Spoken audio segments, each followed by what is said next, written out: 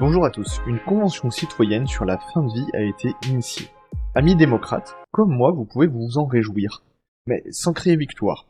Dans cette vidéo nous verrons pourquoi, mais nous allons également aborder pour les novices ce qu'est une convention citoyenne, pourquoi c'est un outil intéressant qui peut néanmoins décevoir par l'utilisation qui en est faite. Avant de rentrer dans le vif du sujet, pensez à vous abonner, à liker la vidéo si ce genre de contenu peut vous intéresser. Ça nous aide pour le référencement et ça nous encourage à produire Vous d'autres êtes ici contenus. dans un lieu où s'inventent et s'élaborent de nouvelles formes démocratiques, associant toujours plus étroitement les organisations de la société et les citoyennes et citoyens. Parmi tous ces nouveaux formats démocratiques, la Convention citoyenne est sans conteste le plus ambitieux, le plus exigeant, le plus engageant. Alors, c'est quoi une convention citoyenne ? Résumé, il y a donc 4 grandes étapes. La formation initiale, qui sert à former le panel de citoyens sur un sujet donné. La formation contradictoire, qui sert à mettre en scène les objections et les contradictions. Super important ça. Ouais, parce que si t'as qu'un son de cloche, t'auras pas un avis très éclairé sur le sujet là, non. Le débat public, qui sert à provoquer un débat entre les experts et le panel de citoyens. Et en même temps, ça permet de démontrer que les citoyens tirés au sort sont tout aussi compétents que n'importe qui. Et enfin, la délibération, le panel de citoyens rédige un avis et le transmet au Parlement. Comme vous pouvez le voir, ce système permet de construire une chaîne de compétences et de responsabilités, qui inclut l'expertise scientifique, l'avis citoyen et la décision politique.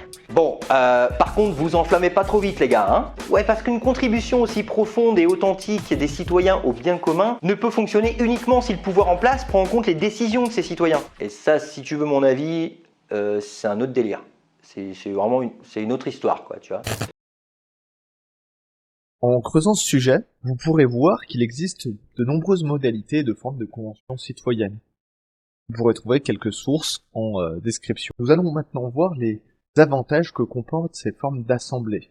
Les débats y sont éclairés, plus approfondis qu'au Parlement car ils s'étalent sur une plus grande durée. Pendant 4 mois, des constats et des faits seront partagés avec vous.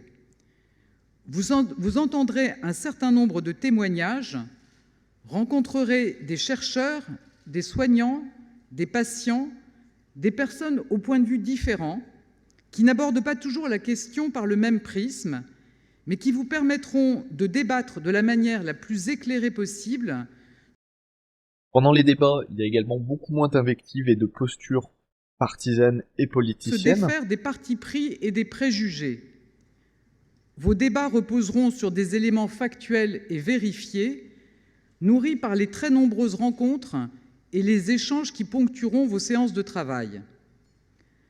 Un débat contradictoire ensuite, car il ne s'agit pas de nier ou d'affadir vos opinions. Au contraire, c'est parce que les échanges seront sincères et que tous les points de vue pourront s'exprimer que vos propositions feront écho aux attentes et aux interrogations des Français.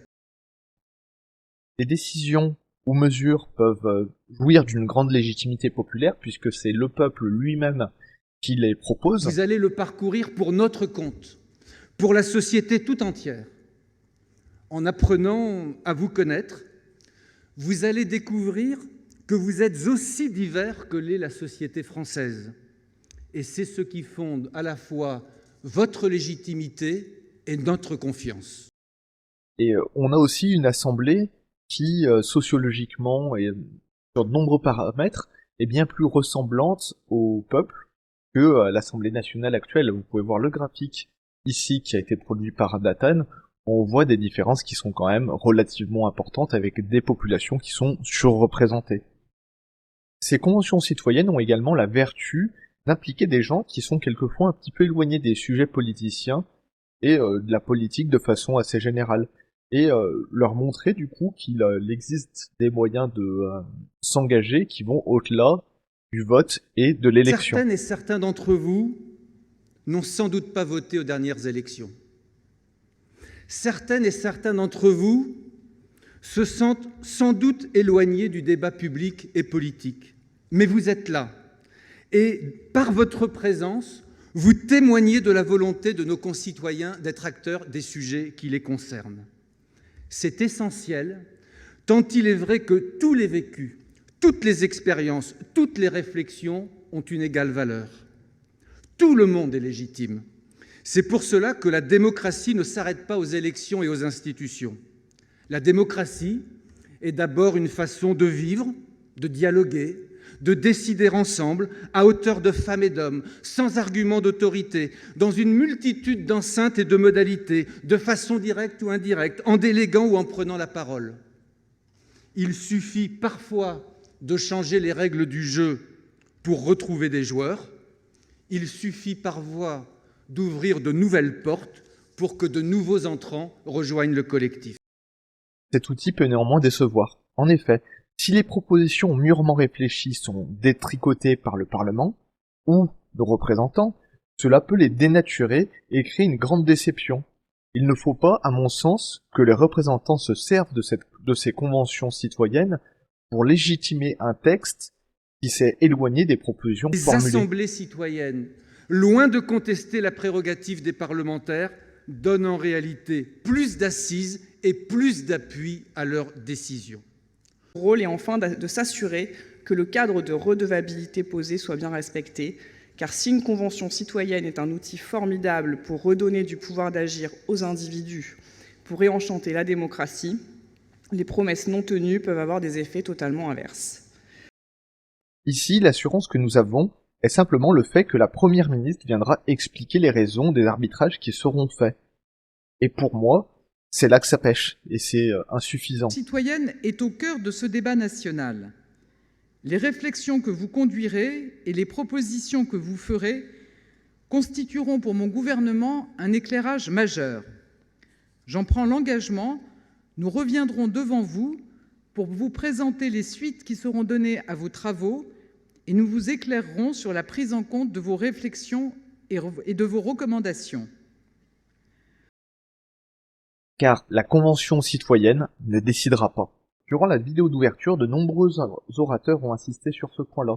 Les tirés au sort de cette convention ont encore moins de légitimité que ceux de la Convention citoyenne pour le climat pour se révolter. Car pour la Convention citoyenne pour le climat, on avait pu observer que bon nombre de propositions avaient été écartées. Il est évident qu'une assemblée consultative comme la vôtre ne peut ni ne doit concurrencer les assemblées législatives. Il y a plus qu'un filtre, il y a une différence de nature entre vos travaux et ceux des législateurs à qui appartient le dernier mot. Mais il est évident, inversement, que le fruit de vos travaux devra être pris en considération au moment de la décision. Bien sûr, il n'est pas question de se substituer au débat démocratique ni à la représentation nationale. Votre rôle n'est pas de légiférer, c'est de prendre le temps de la réflexion approfondie, d'étudier tous les points de vue, d'explorer les options et de faire des propositions. Et si vous n'êtes évidemment pas des représentants de la nation, comme le sont les élus, vous êtes en revanche le reflet de notre pays et de notre société. C'est la fin de cette vidéo. Si celle-ci vous a intéressé, partagez-la autour de vous, likez pour nous encourager.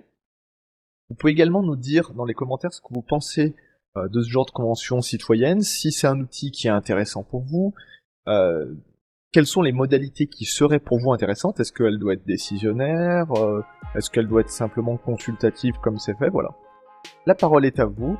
Sur ce, je vous souhaite une excellente soirée les citoyens. À plus.